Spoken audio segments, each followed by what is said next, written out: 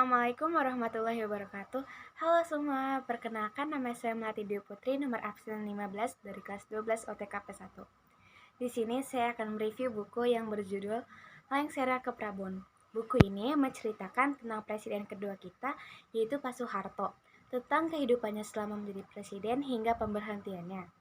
Buku ini memiliki 8 bab dan 122 halaman. Buku ini dicetak pada tahun 2001 yang ditulis oleh Sulastomo.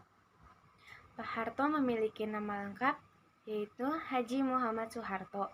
Beliau lahir pada tanggal 8 Juni 1921 di Kemusuk, Argomulyo, Sedayu, Bantul. Pada bab 1 di buku ini menceritakan tentang detik-detik di sekitar pemberhentian Pak Harto. Pada hari Kamis tanggal 21 Mei 1998 jam 9:05 waktu Indonesia bagian Barat di Istana Merdeka, Haji Muhammad Soeharto menyatakan berhenti sebagai Presiden RI yang kedua.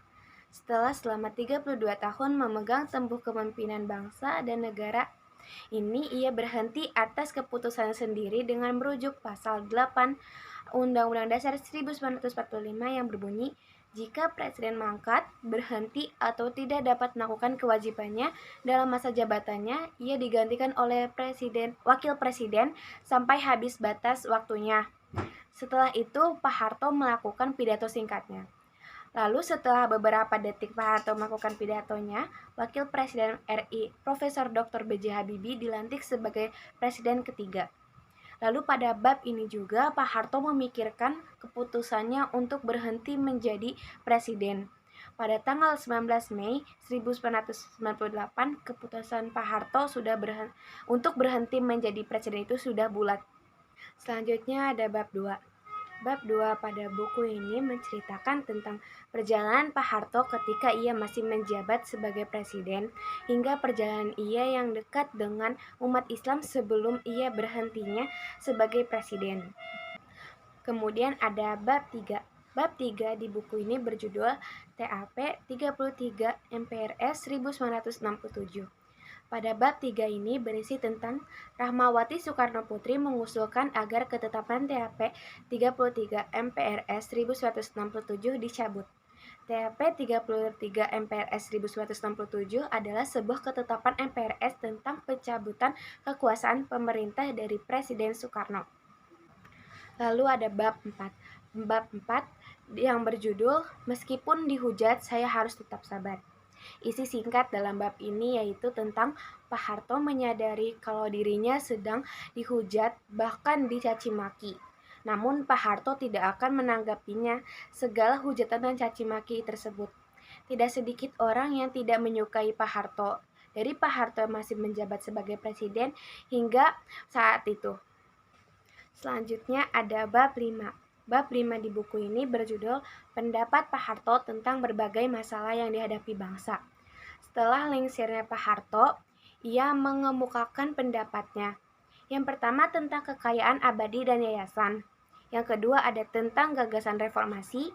Yang ketiga tentang asas tunggal Pancasila. Yang keempat adalah tentang alasan lengsernya ke Prabon. Yang kelima tentang berbagai kerusuhan. Yang keenam, mengapa tidak meminta maaf, dan yang terakhir atau yang ketujuh tentang pembantu-pembantu yang tidak royal. Semua pertanyaan dijawab oleh Pak Harto dengan tenang dan jujur. Tetapi tidak semua penjelasan Pak Harto itu dapat diterima oleh khalayak ramai. Kemudian ada bab 6. Bab 6 dari buku ini berjudul dari buku Lee Kuan Yew, From Third World to First. Mantan PM Singapura Lee Kuan Yew sebagaimana kita ketahui, ia adalah seorang negarawan Singapura yang telah meletakkan dasar-dasar negara Singapura hingga menjadi bentukannya seperti sekarang. Lee Kuan Yew adalah seorang tokoh yang mengetahui benar-benar Indonesia. Ia tidak saja mengenal tokoh-tokoh Indonesia dari Bung Karno, Pak Harto, Habibie sampai ke Gus Dur, tetapi juga orang-orang Indonesia lainnya yang berperan di Indonesia. Lee Kuan Yew tidak saja berusaha menolong Indonesia, tetapi ia juga selalu berusaha mencegah Indonesia menempuhnya dari jalan yang keliru. Ia juga memberi saran, nasihat, bahkan peringatan kepada sahabatnya. di saat senang, duka, maupun krisis. Selanjutnya ada bab 7. Bab 7 berjudul Hukuman bagi Pak Harto. Berkas perkara Pak Harto akhirnya sampai juga ke titik pengadilan. Status Pak Harto sekarang adalah tertuduh atau terdakwa. Proses hukum bagi Pak Harto dapat dikatakan sangat panjang dan berliku-liku. Meskipun demikian, apapun keputusan pengadilan, Pak Harto kemungkinan besar tidak akan dihukum dan tidak akan masuk penjara. Presiden Abdurrahman Wahid akan memberikan pengampunan kepada Pak Harto. Dan yang terakhir ada bab 8.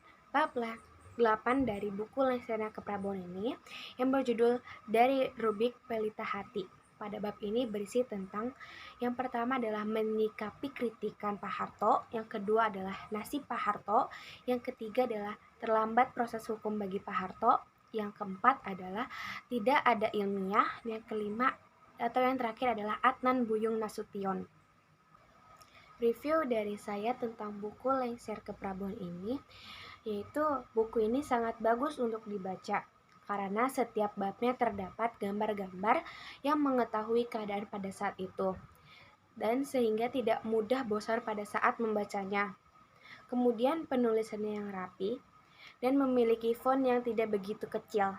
Tetapi ada beberapa kalimat yang tidak saya ketahui apa maksud dari kalimat tersebut, atau biasa yang disebut susah dipahami. Sekian review buku Lengser Keprabon dari saya. Kurang lebihnya mohon maaf. Terima kasih. Wassalamualaikum warahmatullahi wabarakatuh.